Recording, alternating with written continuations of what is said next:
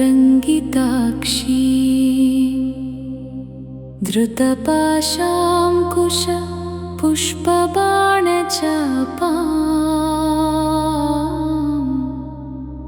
अणिमादिभिरावृतां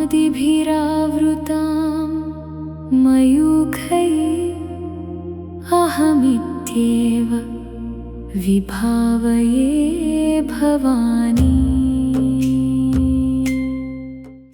ఈ శ్లోకానికి ఇప్పుడు భావార్థ వివరణ చూద్దాం.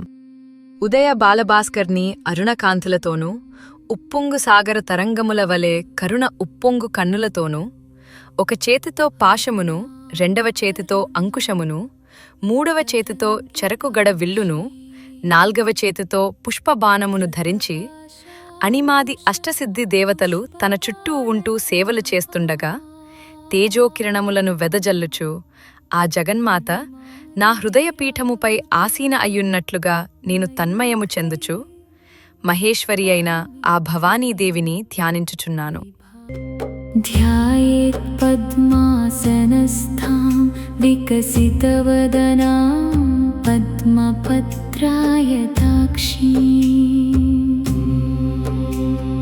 हेमाभां पीतवस्त्रां करकलितलसद्धेमपद्मां वराङ्गी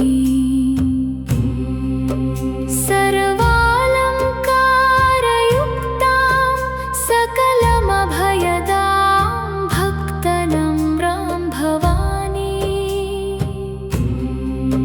श्रीविद्यां शान्तमूर्तिं सकलसुरनुतां सर्वसम्पत् प्रदात्री। ఈ శ్లోకానికి ఇప్పుడు భావార్థ వివరణ చూద్దాం. పద్మరేకుల వంటి నేత్రములతో పూర్తిగా వికసించిన పద్మము వంటి ముఖముతోనూ బంగారు మేనిఛాయతో మెరిసిపోవచ్చు పద్మముపై ఆసీనయ్యై పట్టుపీతాంబరమును ధరించి బంగరు పద్మమును చేత నుంచుకొని సర్వాంగ సౌందర్య శోభతోనూ సర్వాభరణ భూషితయై సతతము భక్తులకు అభయమునిచ్చునది అయి వారిని అనుగ్రహించునది అయి సకల సంపదలను ప్రసాదించునది అయి దేవతలందరిచే స్తుతింపబడుచుండు శ్రీ భవానీదేవి శాంతమూర్తి శ్రీవిద్యయైన జగన్మాతను ధ్యానించుచున్నాను.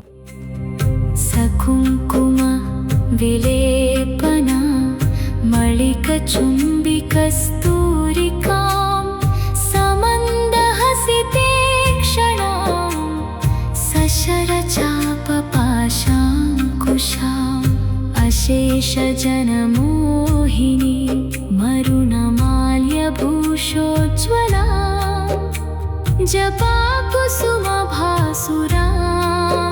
జపవిధౌ స్మరే దంబికాం.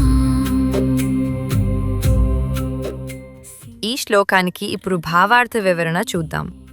ఫాలభాగమున కస్తూరి కుంకుమ తిలకములు ప్రకాశించుచుండగా మందహాసముతో కూడిన కరుణాపూరిత చూపులతో చేతులతో పాశము, అంకుశము, విల్లమ్ముల ధరించి అశేషమైన జనులను భక్తిపరవశుల జేయుచు ఎడ్రని కెంపుల ఆభరణములను ధరించి ఎడ్రమందార పుష్పములచే నలంకరింపబడి శోభిల్లుచుండు ఆ జగన్మాతను జపవిధానముచే అర్చించి ధ్యానించెదను. రాబోయే ఎపిసోడ్లో మరిన్ని శ్లోకాలు మరియు భావార్థ వివరణలు చూద్దాం. ధన్యవాదములు.